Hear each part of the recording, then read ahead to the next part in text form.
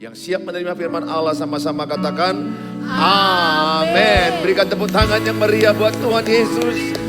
Please sit down. Welcome home GB Pelita. Nice meet you again. Please join with our social media. Silakan bergabung dalam sosial media gereja. Dengan sosial media Bapak Gembala juga. Ada berkat-berkat firman Tuhan yang selalu akan memberkati saudara. Hari ini kita diberkati dengan firman Allah. Dengan hidup dalam berkat Allah.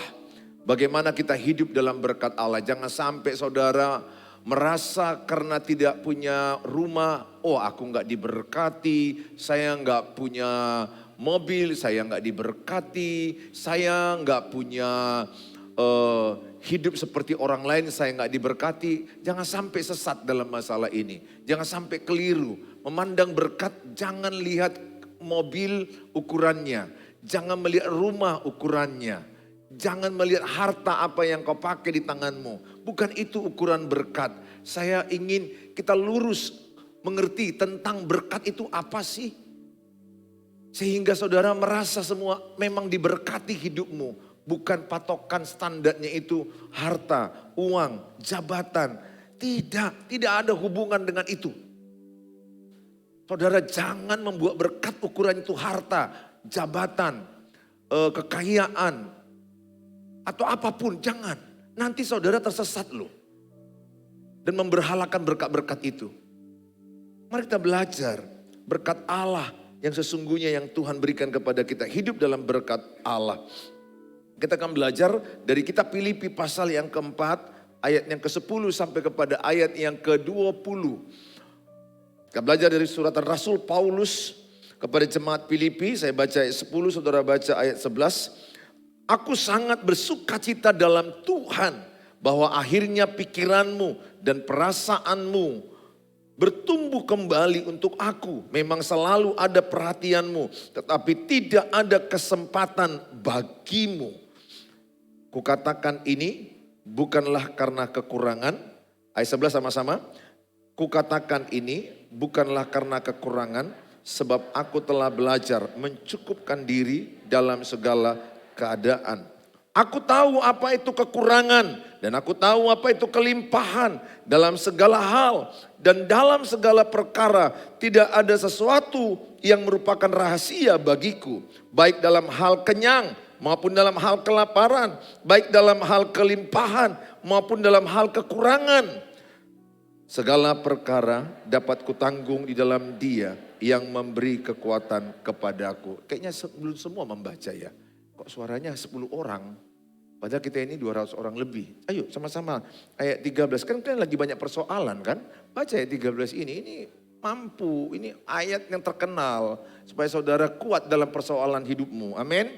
Ayo baca lebih kuat lagi. 1, 2, ya. Segala perkara dapat kutanggung di dalam Dia yang memberi kekuatan kepadaku. Namun baik juga perbuatanmu, bahwa kamu telah mengambil bagian dalam kesusahanku. Kamu sendiri tahu juga, hai orang-orang Filipi, pada waktu aku baru mulai mengabarkan Injil, ketika aku berangkat dari Makedonia, tidak ada satu jemaat pun yang mengadakan perhitungan hutang dan piutang dengan aku, selain daripada kamu. Karena di Tesalonika pun kamu telah 1-2 kali mengirimkan bantuan kepadaku. Tetapi yang kutamakan bukanlah pemberian itu, melainkan buahnya yang makin memperbesar keuntunganmu. Kini aku telah menerima semua yang perlu daripadamu. Malahan lebih daripada itu aku berkelimpahan. Karena aku telah menerima kirimanmu dari Epafroditus, suatu persembahan yang harum. Suatu korban yang disukai dan yang berkenan kepada Allah. Allahku akan memenuhi segala keperluanmu menurut kekayaan dan kemuliaannya dalam Kristus Yesus. Sama-sama. Dimuliakanlah Allah dan Bapa kita selama-lamanya. Bagaimana ciri orang yang hidup dalam berkat Allah? Bagaimana ciri orang yang hidup dalam berkat Allah? Coba perhatikan ciri-ciri ini ada enggak padamu? Kalau ada ciri-ciri ini, engkaulah orang yang diberkati. Jadi cocokkan diri kita dengan ciri-ciri ini. Amin. Ya, kalau ciri-ciri ini ada padamu, memang dirimulah orang yang diberkati Allah. Yang pertama, belajar mencukupkan diri. Orang yang diberkati Allah itu selalu berkata cukup. Cukup. Filipi 4 ayat 11 sampai 12 dikatakan, kukatakan ini bukanlah karena kekurangan, sebab aku telah belajar mencukupkan diri dalam segala keadaan. Aku tahu apa itu kekurangan dan aku tahu apa itu kelimpahan. Dalam segala hal dan dalam segala perkara tidak ada sesuatu yang merupakan rahasia bagiku. Baik dalam hal kenyang maupun dalam hal kelaparan. Baik dalam hal kelimpahan maupun dalam hal kekurangan. Jadi Rasul Paulus sudah melampaui hidup dalam kekurangan. Dia tetap berkata cukup. Hebat ya. Dalam kekurangan berkata cukup. Dalam kelebihan dia berkata cukup. Jadi cukupnya bagi dia makan apa yang diperlukan. Dan selebihnya dia pakai untuk pekabaran Injil. Selebihnya dia pakai untuk menolong orang lain. Kita kan sering sekali naik gaji, naik gaya hidup. Dari harga salon 20.000 naik salon 50.000. Karena udah naik gaji. Padahal cukup salon 20.000. Amin Bapak Ibu. Kita naik gaji, naik harga baju. Bisanya baju harga 50.000. Naik gaji jadi harga 200-300.000. Orang yang bijaksana itu pertama ketika dapat gaji, perpuluhannya dulu pisahkan. Persembahan persepuluhan kembalikan ke Tuhan. Ini tanamkan dalam dirimu sama anak-anakmu. Sama hidupmu. Pisahkan dulu persepuluhan. Kedua, kebutuhan hidup. Pisahkan kebutuhan hidup. Jadi kalau gajinya itu 5 juta, suami istri 5 juta, 500.000 kasih untuk Tuhan. Itu milik Tuhan, Malaikat 3. Jangan diambil. Itu milik Tuhan, kembalikan. Bukan memberi sama Tuhan ya, kembalikan milik Tuhan. Kalau kita ambil, itu barunya namanya mencuri milik Tuhan. Kembalikan ke Tuhan. Itu kebenaran firman Allah, gak saya tambah-tambahin. Kalian kok jadi takut lihat saya kalau masalah persepuluhan ini. Jadi seperti gak berani saya mengkhotbahkan. Oh beranilah saya mengkhotbahkan karena itu firman Allah. Amin. Masalah saudara belum mengembalikan urusan kita dengan Tuhan. Biar Tuhan menjamah hatimu. Saudara kembalikan persepuluhan itu yang pertama. Ini konsepnya. Yang kedua kebutuhan hidup langsung. Apa? Listrik, air, uang sekolah dan lain-lain. Langsung pisahkan. Langsung pisahkan. Baru yang ketiga sisanya cocokkan dengan standar hidupmu. Bila perlu sisihkan sebagian untuk persembahan menolong orang kurang mampu. Bila perlu sisihkan sebagian untuk memberi kepada pekerjaan Tuhan. Saudara, sisihkan untuk mana tahu ada kejadian-kejadian yang emergensi sehingga engkau butuh uang pulang kampung. Karena ada orang gak nabung-nabung ketika orang tua sakit di kampung minjam-minjam ongkosnya. Jangan lakukan ini terus. Kalau pernah terjadi, cukuplah itu pernah terjadi. Jangan seterusnya. Asal mau pulang kampung, bapak, mama sakit. Oh, ongkos, pinjam. Ingat, Paulus enggak minjam-minjam, betul enggak? Tadi kan baca ayatnya kan, Paulus dalam pelayanan tidak ada utang piutang. Karena enggak ada tabunganmu. Bilang sebelahnya, harus ada tabungan. Harus ada tabungan. Amin. Dalam hatimu apa yang mau ditabung? Ya tabungan. Uang. Sisihkan. Cukupkan dirimu. Ibrani 13 ayat 5 katakan. Belajarlah mencukupkan dirimu dalam segala keadaan. Belajar, ingat. Biaya hidup murah. Gaya hidupmu yang mahal. Gaya hidup yang mahal. Katakan sama-sama biaya hidup murah. 1, 2 ya. Gaya hidup mahal. Bilang sebelahnya kurangi gayamu. Sesuaikan dengan uangmu. Jangan banyak gaya. Haleluya. Amin. Oh, beri kemuliaan bagi Tuhan Yesus. Allahku kan memenuhi keperluanku menurut kekayaan dan kemuliaannya. Allahku kan mencukupi kebutuhanku di dalam Yesus Tuhan.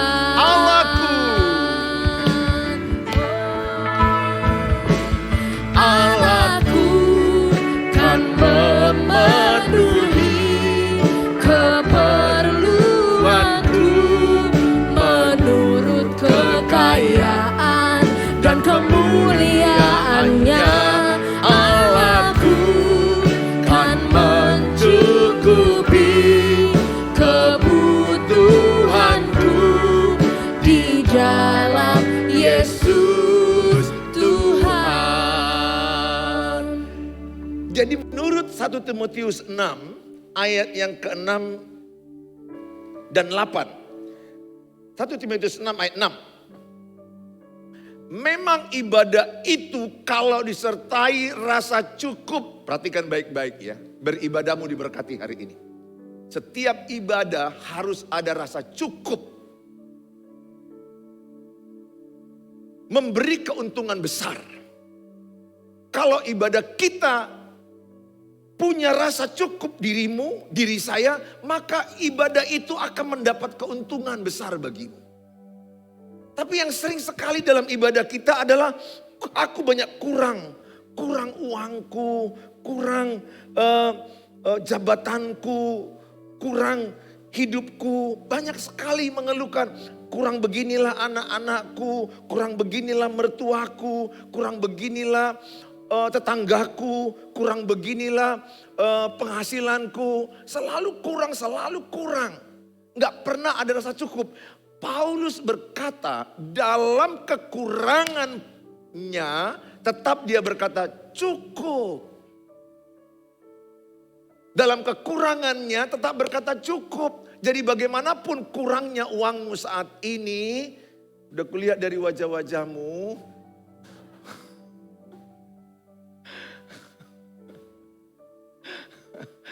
tetaplah engkau berkata dalam kekurangan, berkata cukup. Itu orang beriman. Itu orang diberkati. Bahkan ketika engkau masih ada sakit, engkau berkata cukup. Itu orang beriman. Cukup di situ bukan berarti engkau miskin terus, engkau sakit terus, hancur terus. Tidak. Rasa cukup artinya dalam situasi apapun yang kau alami, engkau tetap bisa bersyukur kepada Tuhan. Engkau dikuatkan Tuhan menjalani sakit hidupmu, susah hidupmu, berat hidupmu. Engkau diberikan kemampuan menjalaninya. Dan aku percaya kalau itu yang kau lakukan, saya percaya Bapa di sorga akan memberikan apa yang kau butuhkan. Bapa di sorga akan memberikan apa yang kau perlukan. Ingat, Bapa di sorga bukan memberikan apa yang kita inginkan. Kurangi keinginan, perbanyak kita beriman. Apa yang kau perlukan. Berilah kami makanan yang secukupnya. Doa Bapa kami. Amin. Saya mengajak sama saudara belajar mulai sekarang mengelola keuangan. Belajar berkata cukup. Ini yang dibuat oleh Paulus kepada jemaat di Filipi. Sehingga dia ketika banyak uangnya melimpah, dia cukupkan dirinya. Selebihnya bisa menolong pelayanan misi, pekabaran Injil. Saudara yang saya kasihi, semakin saudara diberkati Tuhan, semakin jadi berkat bagi orang lain. Bukan semakin engkau diberkati, semakin engkau bergaya. Wah, kemudian banyak orang yang ini yang sesat ya. Wah, dulu aku naik sepeda motor, sekarang aku mobil, berkat Tuhan melimpah-limpah, amin. Kalau naik sepeda, gak diberkati. Naik sepeda pun diberkati. Gak ada sepeda, naik GL, goyang lutut. Diberkati. Jadi berkat itu bukan bicara masalah harta. Berkat bukan bicara masalah jabatan. Berkat bukan masalah apa yang ada padamu. Berkat bicara sikap hatimu bersyukur kepada Tuhan dengan apa adanya hidupmu saat ini. Sebagaimana engkau ada pada saat ini, engkau berkata, cukup bagiku. Christ is enough for me. Christ is enough for me. Christ is enough for me. Everything I need is in you. Everything I need, Christ. Christ is enough for me. Christ is enough for me. Everything I need is in you. Everything Christ is enough. Christ is enough for me. Christ is enough for me. Everything I need is in you. Everything I need. I have decided to follow Jesus, never turning back, no turning back. I have decided to follow Jesus, no turning back, no turning. I have decided to follow Jesus. Decided to follow Jesus, no turning back, no turning back. I have decided to follow Jesus, no turning back, no turning back. Orang yang diberkati, orang yang sanggup berkata, Yesus cukup bagiku. Karena apa yang kita perlukan semua ada dalam Yesus. Yesus cukup bagimu. Kita lahir gak bawa apa-apa, kita mati gak bawa apa-apa. Hanya Yesus yang membuat engkau bisa masuk ke surga. Makanya jangan pernah pandang orang lebih karena hartanya. Jangan hormati orang karena pemberiannya. Jangan hormati orang karena dia lebih kaya. Saya hamba Tuhan bertobat dalam masalah ini. Salibkan saya masalah ini. Karena kami para pendeta kadang diundang orang yang sangat kaya. Kami diundang juga orang yang sangat miskin. Apakah perlakuan saya sama dengan orang yang sangat kaya, yang sekali khotbah dia kasih puluhan juta, atau membantu gereja 50-100 juta? Kepada orang yang sangat miskin tidak bisa apa-apa memberi. Apa perlakuanku sama? Ini pukulan bagi saya sebagai pendeta. Karena Tuhan membandingkan dirinya hanya dengan uang. Apakah saya hamba Tuhan ataukah saya hamba uang? Kalau saya hamba uang, maka orang yang kaya ini akan saya utamakan, yang miskin ini akan saya tidak kunjungi.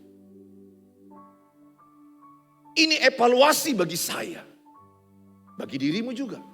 Apakah sama perlakuanmu ketika orang bawa Mercy, datang ke rumahmu bawa mobil Alphard ke rumahmu. Kemudian sikap hati kita, oh iya bu, iya pak. Tiba-tiba kayak orang Jepang. Oh iya, oh datang orang bapak, datang orang ibu. Yang datang, ini orang Jepang. Bongkok-bongkok. Pas datang orang bawa kayak becak. Compang camping, agak bau. Pintu pun sedikit dibuka, ngapain? Ngapain? Ini benar ya?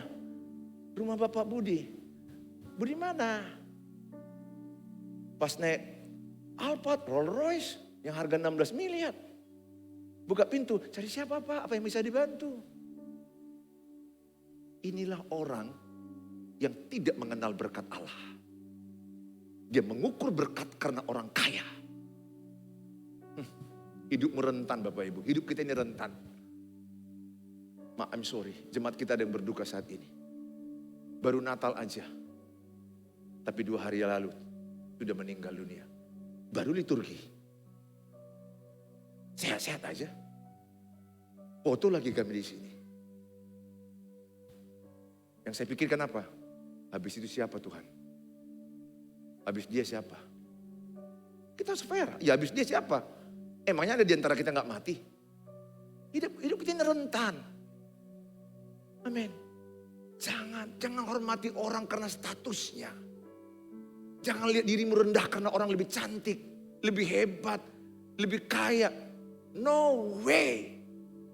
Kalau saudara menghormati orang karena hartanya, sebenarnya saudara gak menghormati dia. Ngerti maksudnya ini? Tanya sebelahnya, ngertinya maksud pendeta itu? Kalau saudara menghormati orang karena pemberiannya, karena hartanya, sebenarnya saudara nggak menghormati dia. Maksudnya Pak Pendeta, nanti kalau dia nggak punya harta nggak kehormati lagi. Karena ukuranmu menghormati dia, harta kan? Jadi ketika hartanya nggak ada, hormatmu habis. Hartanya banyak, hormatmu tinggi. Hartanya turun, dia juga jabatannya tinggi, jenderal. Hormat kita. Jujur saya sering khotbah juga depan jenderal beberapa kali. Saya evaluasi diri saya. Jangan sampai aku memperlakukannya beda. Ampuni aku Tuhan. Aku mau melakukan mereka tanpa pandang muka. Karena jenderal gak selamanya jenderal. Bupati, berapa kali saya khotbah depan bupati. Enggak terpilih lagi bupati dia. Udah sama dengan masyarakat biasa. Ngopi lagi, betul enggak? Enggak ada yang abadi. Jangan letakkan rasa hormatmu kepada orang karena harta, karena pemberiannya, karena apa yang... Jangan. Hormatilah dia sebagai pribadi yang dikasihi Tuhan. Sama-sama kita belajar, inilah orang yang disebut mengenal berkat Allah. Sehingga engkau mencukupkan diri. Ketika uangmu ada, engkau mencukupkan diri. Cukupkan diri dengan apa yang ada padamu. Setelah perpuluhan kau kembalikan, engkau ambil uang kebutuhan hidup anak-anak, sisakan dulu ini. Makanya ibu-ibu punya pembukuan. Terpujilah Tuhan, istri saya punya pembukuan itu. Sehingga saya aman mengembalakan jemaat ini. Karena anak-anakku sudah tergembalakan oleh dia. Makannya jelas. Bagaimana kalau uang tidak ada? Saya mau katakan perlu pembukuan ibu-ibu. Sehingga ibu-ibu jangan sampai memaksakan. Ke salon aja berutang untuk Natal. Yesus sedih. Dia nangis. Yesus bilang, aku lahir di kandang domba bau-bau. Kenapa kau pergi ke salon? Enggak kau bayar uang salonnya. Tuhan Yesus bilang, something wrong with you. Ada yang salah samamu. Kenapa kalian merayakan Natal? Sok-sok nasi kotak. Habis itu merbadai, bertengkar. Dana gak cukup. Banyak kali gayamu. Malaikat bilang, kurangi gaya. Gak bisa nasi kotak, kue kotak. Nggak bisa kue kotak, kotaknya aja pun jadi. Kurangi gaya. Makanya saya bilang sama semua perayaan Natal di sini, please jangan ada yang merayakan hilang damai sejahtera karena yang datang Raja Salom. Yang lahir Raja Damai, tapi yang merayakannya berkelahi. Sesat. Salah. Yang lahir Raja Salom, Raja Damai. Sehingga setiap orang yang menerima kelahirannya damai. Pengalaman kami merayakan Natal hanya gara-gara panitia. Siapa kata sambutan? tersinggung. Masalah siapa bakar lilin ke depan. Makanya di gereja kita nggak ada bakar lilin kan. Karena pernah pengalaman tersinggung. Ngomong sama saya langsung. Saya bilang, Bapak boleh bakar lilin di rumah. Di pagar itu. Sambil nyanyi anak-anakmu, malam kudus. Nggak ada yang lihat Pak. Kesombonganmu itulah kesesatanmu. Ingin dilihat orang. Ingin dipuji. Ingin diakui apa yang kau perbuat. Ingin dihormati di gereja. Matikan itu. Tidak tulus. Persembahan yang tidak tulus. Kejijikan di mata Tuhan. Tulus saudaraku. Repot loh kadang-kadang. Siapa kata sambutan. Nanti kalau ini, yang ini sakit hati. Akhirnya di gereja kita udah satu aja, ketua aja. Atau enggak ada.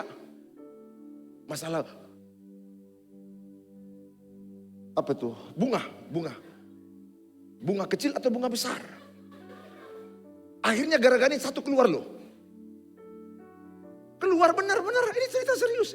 Ibu-ibu sini tahu, ya ibu-ibu lama. Keluar ibu itu. Aku udah bilang bunga besar. Dia bilang bunga kecil. Tuhan Yesus lahir gak pakai bunga-bunga. Pintu ditutup. Yusuf dan Maria lelah mencari tempat kelahiran Yesus. Cukupkan dirimu dengan perayaan Natal ini. Cukupkan dirimu dengan menyambut tahun baru ini. Sehat itu sudah berkat Bapak Ibu. Kalau sekarang bernapas itu berkat Bapak Ibu. Bangun pagi masih melihat anak-anakmu hidup. Walaupun aneh-aneh masih berkat itu Bapak Ibu. Lihat suamimu suka lupa. Berkat itu Bapak Ibu. Masih hidup dia. Kalau suka lupa kan tandanya hidup. Berkat itu Bapak Ibu. Berkat itu gak harus harta. Oleh karena saya mengajak sama saudara. Cukupkan dirimu dengan apa yang ada padamu. Saya berdoa bagi jemaat-jemaat sini. Jangan suka berutang. Minjam-minjam sana sini. Berbunga-bunga lagi. Ya ampun ya Tuhan. Ya Allah ya Rabbi ya Tuhan. Tolonglah umat ini. Udah gak ada uangnya bunga-bunga. Pinjam sana, pinjam sini. Aduh Tuhan. Makanya di gereja ini kularang minjam-minjam. Sama saya banyak mau minjam. Saya dulu pernah kasih pinjam Pak. Gak ada pekerjaanku Pak. Pinjam Pak. 400.000 dulu ya. Sejak gereja ini dirintis 22 tahun. Ini cerita 22 tahun yang lalu. Ya udahlah berapa kau butuh? 400.000 Pak. Beli beca waktu itu 400.000. Ini ya 400 beli becamu. Cicil ya 5.000 seminggu. Lari. Sejak itu saya diajari. Jangan kasih pinjam, berkati. Berikutnya ada yang datang, Pak kami susah butuh 1 juta. Maaf ya Bu, yang ada hanya 200.000. Ini berkat untukmu. Mau usah utang ya Bu. Aku kasih berkat bagimu. Sehingga kelak nanti ketika ke gereja enggak takut lihat saya. Apalagi saya khotbah nanti tentang bayar utangmu. Nanti jadi gemeter dia. Ini pendeta ini menembak saya. Tolong ya, jangan nanti ada perasaan di antara kalian. Ini pendeta ini kok tahu saya nembak-nembak. Bukan saya nembak-nembak. Roh Kudus tahu sifat itu. Ada padamu. Harusnya saudara di gereja suka kena tembak Alkitab. Siapa di sini yang suka kalau dengar khotbah kena sama dia? Angkat tangan. Kalau ada di antara saudara dengar khotbah, maunya jangan aku. Cocok. Mama David, cocok kali kau Ben. Mak David. Sok kali kau di Facebook itu Mak David. Gayamu itu. Ada juga orang kurang kerjaan. Udah gak bayar utang. Makan-makan Facebook pula. Track. Captionnya menikmati hidup. Utangnya 1 juta gak dibayar. Yang mengasih uang itu makan ikan asin, tempe. Dilihatnya, Mak, gak sanggup lagi dia makan. Naik darah tingginya. Menikmati hidup kau bilang. Ku pecahkanlah HP ini. Ini HP ku, ngapain pula ku pecahkan. Oh Tuhan. Jangan bergaya-gaya. Kalau banyak utang kita kurang-kurangi gaya. Apalagi kalau di sini ada orang yang mau pinjam uangnya. Beli gaya baju baru. Rok kembang ini. Ditarikkan rokmu itu nanti baru tahu. Udah gak tahan lagi dia. Kalau gayamu kulihat. Rambutmu kan tak apa-apain. Di jambaknya kau nanti di mimbar itu. Di gerbang itu. Bayar dulu utangmu baru ada gaya. Itu pun secukupnya. Amin. Cobalah dirimu yang punya uang. Jangan dulu dirimu yang punya uang melihat dia. Bilangkan tidak pun tidak. Kalau bilangkan maaf ya, sorry ya, masih oke kan? Ini gak pura-pura lupa. Yang punya uang, mana lupa-lupa itu? Dirimunya, oh ya lupa, aku lupa. Yang punya uang, oh Tuhan, berdoa dia, Tuhan, tuh ingatkan dia, ingatkan dia.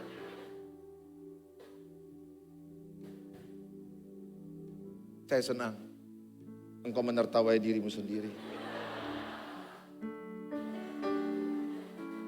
Maka Ibrani 13 ayat 5 berkata, janganlah kamu menjadi hamba uang dan cukupkanlah dirimu dengan apa yang ada padamu.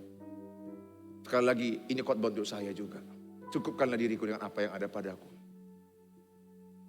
Dan saya tidak perlu lagi banding-bandingkan gereja sana besar, jemaatnya begini banyak. Enggak, setiap orang diberikan Tuhan dengan kasih karunia masing-masing. Setiap orang punya pertandingan hidup masing-masing. Enggak perlu bandingkan hidupmu dengan orang lain. Yang kedua adalah andalkan Tuhan. Mengandalkan kekuatan. Orang yang diberkati Allah selalu mengandalkan Tuhan. Jelas dikatakan Filipi 4 ayat 13. Segala perkara dapat aku tanggung di dalam Dia yang memberikan kekuatan kepadaku. Apapun keadaanmu, bagaimanapun masalah hidupmu, engkau kuat dalam Tuhan.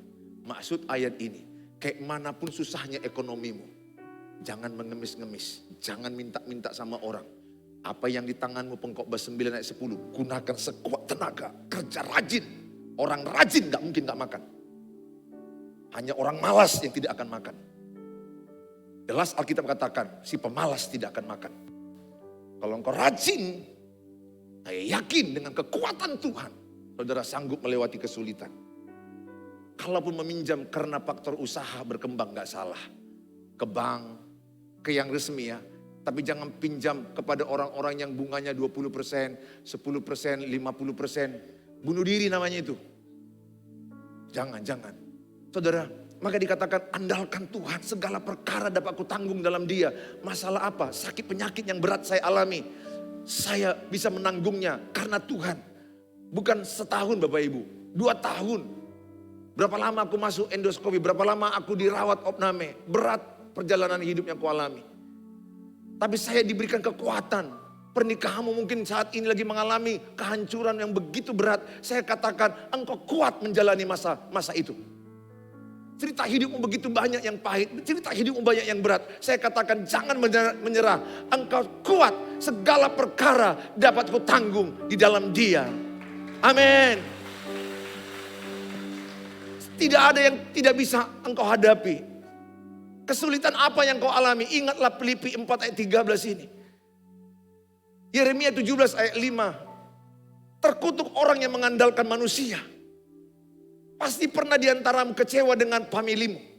Adik bapakmu, adik mama. Di masa susahmu engkau berharap dia menolong, engkau kecewa. Jangan andalkan orang kaya. Pasti kau kecewa. Yang paling mengenal kebutuhanmu adalah Bapa di sorga. Yang paling mengenal apa isi hatimu adalah Tuhan Yesus. Andalkan Tuhan Yesus dalam hidupmu. Saya berdoa agar saudara diberkati yang mengandalkan Tuhan. Diberkati oleh orang yang menaruh pengharapannya kepada Tuhan. Karena Tuhan akan memberkati dia dengan berlimpah-limpah kebaikan Tuhan. Kuatlah dalam masa-masa sulit hidupmu. Yang ketiga yang terakhir adalah orang yang diberkati Allah selalu berterima kasih kepada orang yang memberi. Kepada sumber pemberi, tentu kepada Tuhan Yesus. Makanya dikatakan Filipi 4 ayat 14 bahwa Paulus berterima kasih kepada Epaphroditus yang selalu memberikan. Ketika masa kekurangan, dia selalu ada yang memberikan pelayanan. Saya berdoa, Bapak Ibu genapi hukum Galatia 6 ayat yang ke-7 yang ke-8 kalau tidak salah. Kepada orang yang mengajarkan firman Allah, berikanlah apa yang ada padamu. Jadi kalau ada orang khotbah di rumahmu, hamba-hamba Tuhan, yang hidupnya juga dari pelayanan, buka dompetmu, buka uangmu, berkati mereka. Itu hukum Alkitab. Saudara, Paulus berkata terima kasih kepada Epaphroditus. Sekecil apa kau terima pertolongan orang, katakan terima kasih. Budayakan ketika ada orang mengambilkan teh kepadamu, air putih, terima kasih. Coba bilang terima kasih.